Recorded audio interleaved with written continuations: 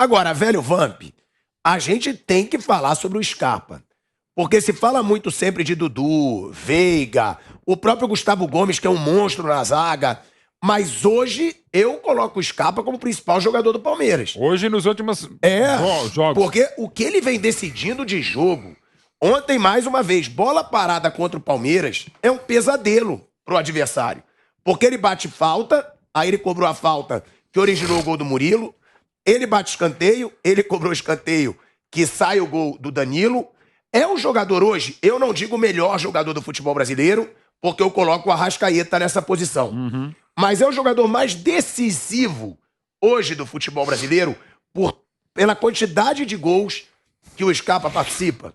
Boa tarde, Tico, Mauro, Piperno, é ele. Não é Tico, é professor da mamãe. Professor Vanderlei.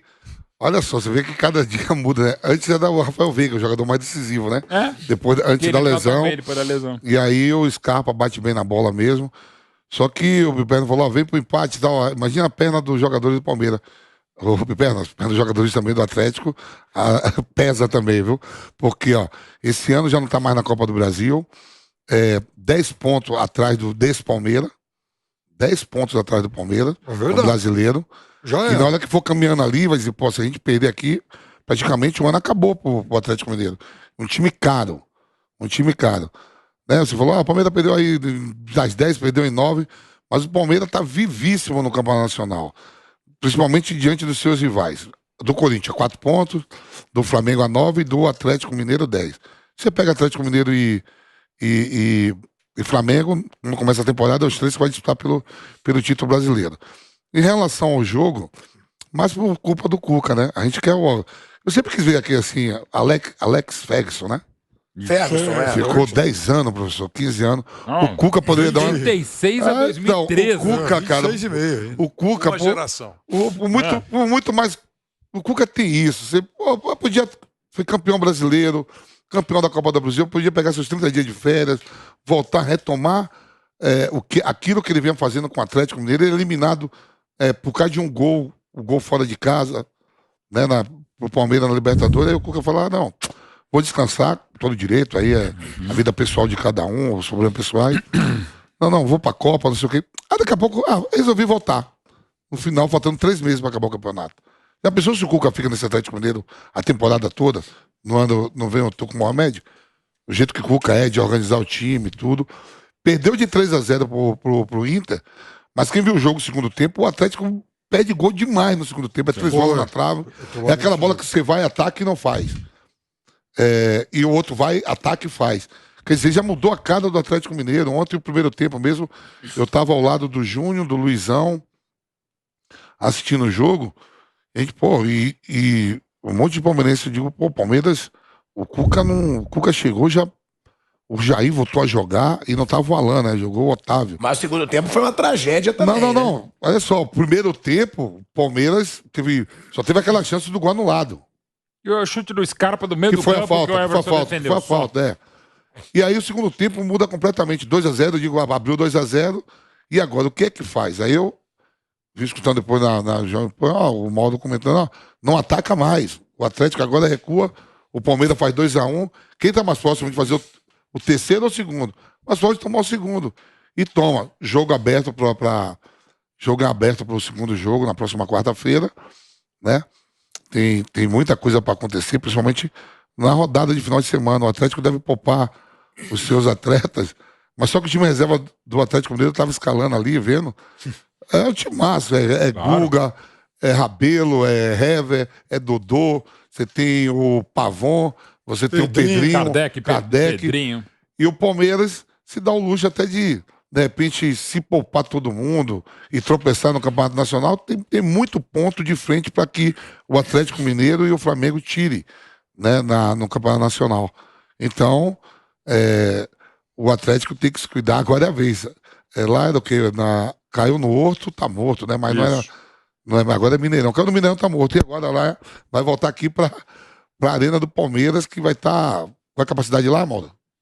A Arena do Palmeiras, uns 40 mil pessoas. Vai estar lotado, todo mundo. Fora perdido. Allianz Parque, né? Não a Arena do Palmeiras. Allianz Parque. É isso aí mesmo. Agora tem que ver. Agora, Vanderlei Nogueira, ontem... E só dizer que o Abel, parabéns, hein?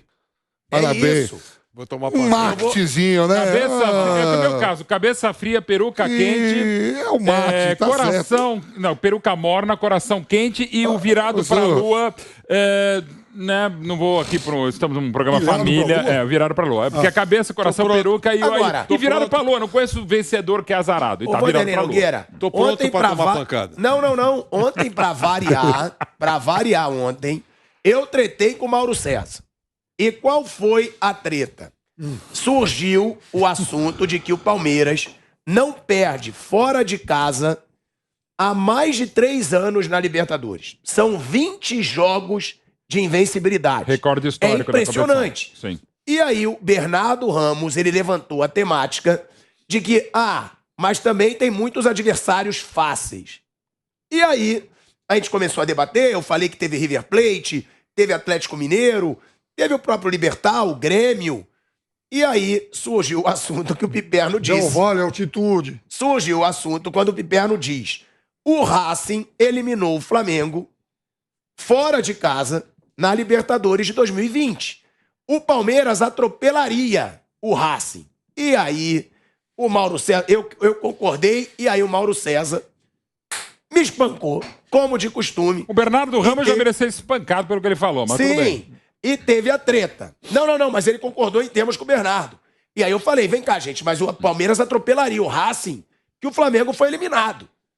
E Naquele aí momento, gerou todo aquele Você debate. atropelaria. Que realmente, pra mim, o Palmeiras passaria pelo Racing. Não sei se atropelaria, Agora, mas passaria. O Vamp, É ele melhor, finaliza o discurso dele mostrando a mente, né, do time do Abel Ferreira. Não, E realmente dele, né, eu acho que esse Palmeiras é muito diferente dos outros psicologicamente. Pô, um time não perder há mais de 3 anos em Libertadores, não interessa o nível ou não dos Não, rivais. isso é uma coisa, ganhou do River Plate, foi o grande time da década por 2-0. Depois foi um sufoco desgraçado, 3-0. isso. Aqui eu ainda acho que foi 78-0 na volta pro River Plate.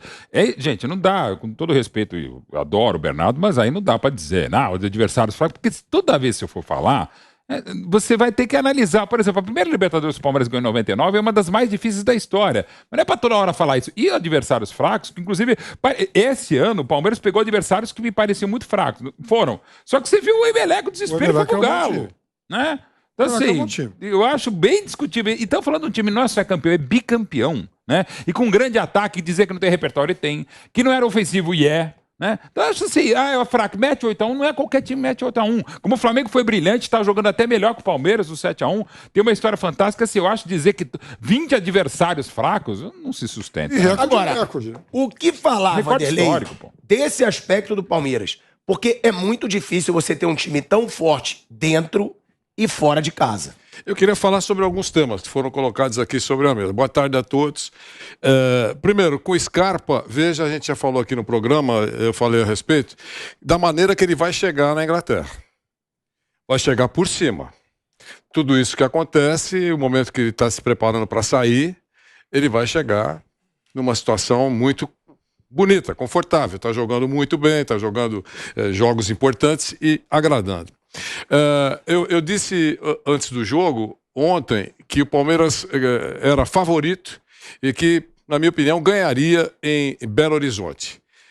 Claro que eu não esperava que o Atlético jogasse mais do que eu estava com a expectativa e o Palmeiras menos do que eu estava com a expectativa. Foi isso que aconteceu no jogo. O jogo é dinâmico, mas o Palmeiras volta com um ótimo resultado, com sabor de vitória.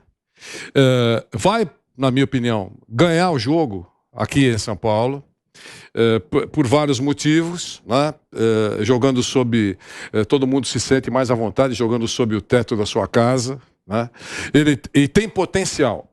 Este é o detalhe. Se fosse um time sem potencial, sem força, você pode ficar preocupado realmente, você é torcedor, aquele que acompanha menos ou menos confiante. No caso do torcedor do Palmeiras, eu acho que ele tem que ficar com boa expectativa.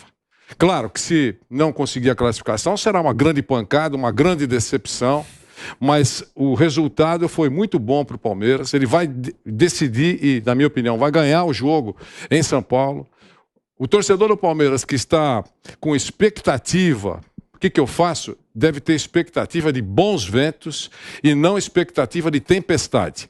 O Palmeiras, no jogo da volta, continua sendo muito favorito, na minha opinião. O jogo ontem foi assim, aquilo que já foi dito aqui por todos os companheiros. Um primeiro tempo de uma equipe, segundo tempo de outra, e a pancada que o Atlético recebeu no finalzinho é broxante. Para recuperar, vai precisar de muita força mental, digamos assim, para não chegar abatido. Então, eu entendo que o Palmeiras, respondendo a pergunta do Osmar, tem competência, tudo bem, é forte mentalmente, porque consegue alguns resultados importantes de virada em cima da hora, mas é que tem qualidade. Não adianta ter uma força mental espetacular, fantástico, bem focado, se não tiver qualidade. Mas qualidade o Galo também tem muita, né, Vanderlei? Não citei, jogou também muito tem bem. muita. Não, tem muita, mas eu estou analisando a fase. Ou não foi surpresa para vocês verem o Atlético mostrar o futebol que mostrou no primeiro tempo? Foi, mas é por isso que eu digo, psicologicamente ele não foi forte o suficiente quando levou o gol. Parou de jogar. Mas não sei se não foi forte, quer dizer, foi assim o impacto. Lembre-se que, Galo, vim aqui só para te ver. Vocês dão tanto valor, 55 mil pessoas saíram chorando lá do Maracanã. Do Mineirão. 55 mil pessoas. Adiantou o quê? Quem é que saiu com o sabor de vitória? Foi o visitante. Mas calma aí, não serviu o empurrão da torcida? Sempre. Claro que serviu. Não é empurrão, é apoio, tal, mas tem que... Eu acho que se não tivesse o apoio... Você não acha que com a experiência do Cuca, ele não pôs na cabeça dos caras, nós temos que detonar no primeiro tempo. Depois o Flamengo consertou. Nós não valorizamos aqui o trabalho do Abel no intervalo? É sinal que o time veio mais arrumado. E o Palmeiras está acostumado com jogo grande. Ele não treme. Isso aí. Ou não é verdade? Passou por vários jogos. Sim. Enfrentou ninguém, entre aspas. Enfrentou, mas enfrentou também jogos grandes. Então o time está vacinado, está treinado para isso. O treino vale também para o aspecto mental, emocional. Então é por isso que eu acho. A exceção foi o Atlético, em pouco tempo, melhorar. É essa que eu acho. Melhorou. Agora, se continuar melhorando, ótimo para o Atlético, mas o Palmeiras ainda é favorito, é melhor, tem mais consistência, tem mais poder, tem mais resistência, mais trabalho nos últimos tempos. O time faz 2 anos que nós estamos elogiando aqui. A gente, quando encontra uma marolazinha no Palmeiras, opa, tem uma confusãozinha lá. Ou não é verdade? É verdade. E agora tá jogando melhor. Pode até não ganhar nada esse ano, mas tá jogando melhor e mais consistente futebol desde que o Abel chegou. E é o melhor futebol do Palmeiras do século. E jogando ofensivo, jogando bonito, com alternativas. E como você destacou, o Veiga que não voltou legal depois da lesão, é natural, o Vamp pode também isso falar melhor que a gente, tem a questão do Covid. O Scarpa voltou a jogar muito e com detalhe ontem, só para reiterar, ele teve 2 roubadas de bola no primeiro tempo, na lateral, cara. Ele volta, marca. Ele corre o jogo inteiro. Você vendo o Scarpa no estádio é impressionante. E tem um detalhe também, no lance da infelicidade, da infantilidade da pior partida do Marcos Rocha pelo Palmeiras, foi um lance que começou com uma falha do Scarpa, porque ele perde uma bola. Mas é uma bola que ele recupera na linha de fundo, quer dizer, até nisso ele tá num momento espetacular. E com detalhe, é como destacou o Vanderlei, ele já foi negociado e essa história, entrega, não, cara, olha aí a prova maravilhosa, ele tá jogando muito mais depois que foi negociado. E ele falou sobre isso, o Scarpa falou sobre isso ontem. Quando ele é perguntado se ele pensa até em seleção, se é a melhor fase da carreira dele, ele diz, é a melhor fase da minha carreira e eu fico muito feliz porque eu tinha medo de depois de assinar esse pré-contrato, eu entrar numa má fase. E dizerem que eu estava de má vontade, que eu já estava pensando no futebol inglês. O Scarpa falou isso logo depois do jogo. Que ele fica muito feliz pela melhor fase da carreira dele ser nesse momento para não ligarem uma má fase, por exemplo, ao fato dele ter assinado o pré-contrato. A gente vai ver o que o Abel Ferreira falou sobre essa atuação do Palmeiras no segundo tempo, que o Mauro até fez questão de deixar claro sobre o repertório do Abel. Mas antes agradecer Roberto Carlos, Vamp, direto de Madrid, tá assistindo a gente, me mandou mensagem lindo. aqui. Nosso ídolo, chama todo mundo de lindo. Então, lindo, um beijo pra você, Abraço. Roberto Carlos, em Madrid, assistindo Tartaruga. o Bate-Pronto. Vamos aí dar a palavra pro Abel Ferreira sobre a recuperação do Palmeiras no segundo tempo. Isto que eu peço aos nossos jogadores, nada mais, nada menos do que o esforço máximo, concentração máxima e dar o melhor de nós. E quando isso acontece, se chegarmos ao final do jogo e por qualquer motivo não ganharmos, eu serei o primeiro a chegar aqui e assumir a derrota, porque essa também é a minha responsabilidade. Agora, enquanto eles entregarem o que têm, e alguns ainda mais do que aquilo que têm, porque jogamos, como te disse mais uma vez, com uma equipa muito qualificada, uma equipa que fez e que tem feito nos últimos anos um investimento muito, muito forte. E nós na segunda parte jogamos da nossa maneira, e quando é da nossa maneira, esta equipa é capaz de tudo, desde que acredite, tenha fé e que se foque naquilo que tem que fazer. E o futebol é mais que por isto, porque nunca devemos desistir e ir sempre à procura do melhor resultado, e acho que o empate acaba por ser o resultado justo e que agora deixa tudo em aberto para a segunda mão. Olha aí, Vamp, quando nós jogamos do nosso estilo, essa equipe é capaz de tudo. É mesmo, você vê que o Palmeiras é difícil ser batido, né, cara? Ontem tava 2-0 pro Atlético Mineiro, eu digo, pô, será que vai ser hoje? Daqui a pouco você reverteu tudo, né? Depois eu tava vendo o Canelada lá, discussões lá, pegou adversários frágeis. Meu irmão, se você joga no seu continente e você tem uma organização dentro e fora de campo, financeiramente, o problema é dos rivais, o problema do poder aquisitivo de cada país não tá na Premier League. Eu vi o Vidal jogou contra o Corinthians, aí depois ele falou assim, ó, esse time aqui, com essa torcida, a gente encara qualquer um na Liga dos Campeões. Jogou pra torcida, né? Tem que fazer coisa que o Palmeiras não. O Palmeiras trabalha aí há um bom tempo, desde a gestão do Paulo Nobre, para ser essa força toda, financeiramente, fora de campo e dentro de campo também, com uma qualidade. Pega seus adversários aqui na América do Sul, não é o Palmeiras que bota a bolinha lá e quer escolher qual adversário, tá lá, só o sorteio. É o que? Vamos pegar aqui, Tátira, o melhor da Bolívia. Problema deles, vai enfrentando. E os rivais locais, ó, foi lá no Maracanã, não perdeu do Flamengo, no Campeonato Nacional. Pelo Campeonato Brasileiro, abriu 10 pontos do rival que tá ontem aí, tirou o ano passado, não tem culpa nenhuma. E o Abel tá ali, ó. Caiu de paraquedas, tem isso também. Caiu de paraquedas. Não era ele, eu tava aqui tava com um cidadão aqui, que tá aqui na minha frente. Contigo? Não, você não, Eu? Tico, você fica tranquilo, Tico. Tá do lado. Uma hora o cara tava lá, professor, nós estávamos aqui, ó, tá chegando lá no Equador pra contratar O Ramírez. O Ramírez. E outra opção é o Raiz. As minhas opções eram Ramírez e Raiz. E quando chegou do Abel, eu falei... Apareceu o Abel aqui do nada. Que é isso aí? Boa, né? Eu liguei até pro presidente do Braga, que ele trabalha no Braga, que é o Salvador, que é meu amigo de Salvador.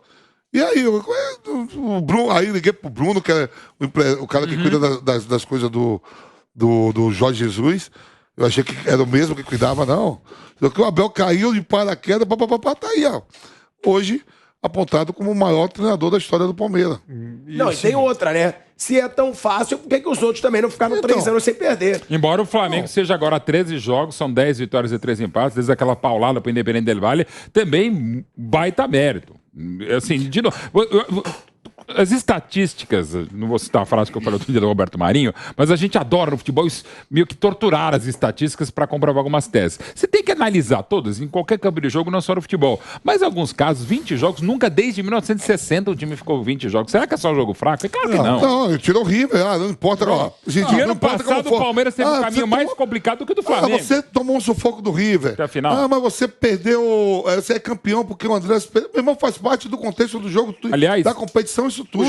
O gol de empate ontem foi sorte ou persistência? Eu jogar o Palmeiras faz demais, Era pra quer dizer, não é ser sorte. Era pra ter empatado antes. E só um detalhe, até porque o pessoal reclama às vezes, sobre esse negócio da sequência, por exemplo, do Flamengo. São 13 jogos fora de casa, sem derrota. Sim, porque o jogo do Centenário, a final contra o Palmeiras, é campo neutro.